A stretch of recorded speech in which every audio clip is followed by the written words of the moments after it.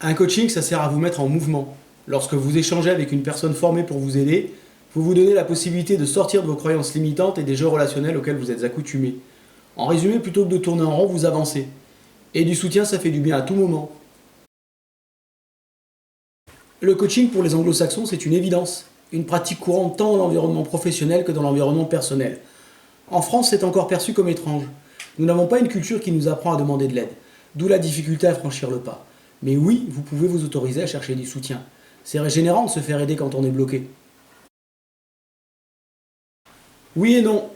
Oui, un problème est le cas le plus général qui déclenche une demande de coaching. Vous pouvez faire appel au coaching lorsque votre situation est trop compliquée et que vous en souffrez. Naturellement, le mieux est de venir le plus tôt. Et non, parce que vous pouvez aussi choisir de venir par anticipation, pour changer votre perspective habituelle, pour faire le point ou prendre du recul. Dans ce cas, le coaching sert à ancrer le positif et à rebooster.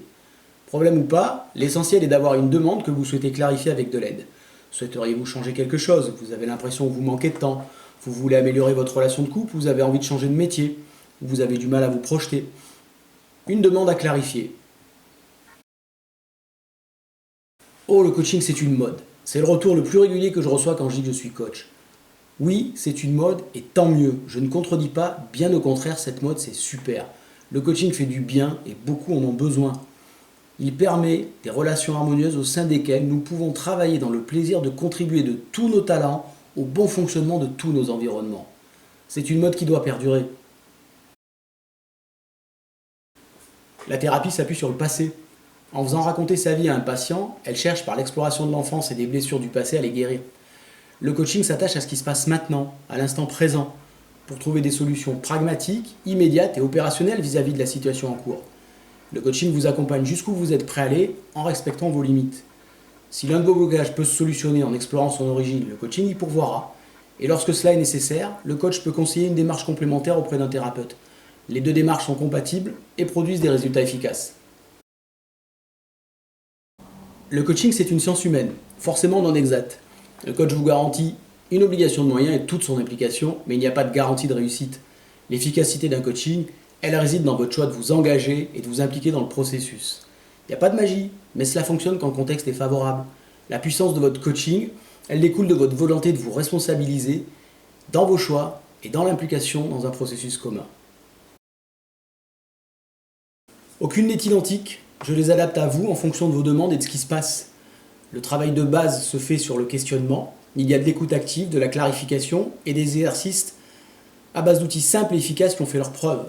L'accent est mis sur la compréhension de la personne, de son propre fonctionnement, de ses ressources et de ses comportements, ainsi que de la relation avec son entourage familial, personnel et professionnel. La durée d'une séance varie de 1 heure à 1 h 30. Et notez bien que le coaching, ce n'est pas du conseil, ce n'est pas du mentorat ou du tutorat, et ce n'est pas non plus de la formation ou de la thérapie.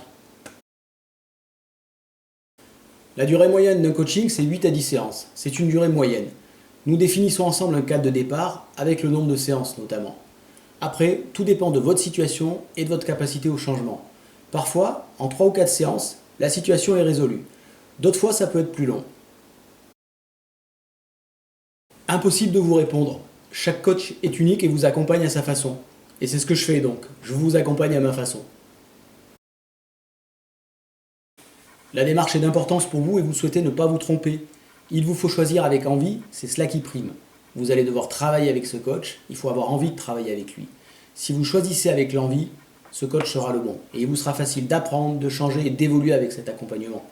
Il y a de nombreuses informations disponibles sur Internet, des réunions de présentation, vous pouvez vous documenter, lire des articles. Vous pouvez aussi échanger avec plusieurs coachs avant de choisir. Et dès que vous le sentez, allez-y, ce sera le bon.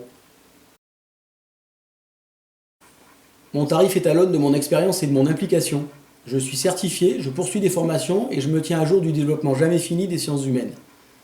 Vous pouvez trouver un coach moins cher et vous pouvez trouver un coach beaucoup plus cher. Souvenez-vous que lorsque vous suivez un coaching, c'est sur vous que vous investissez.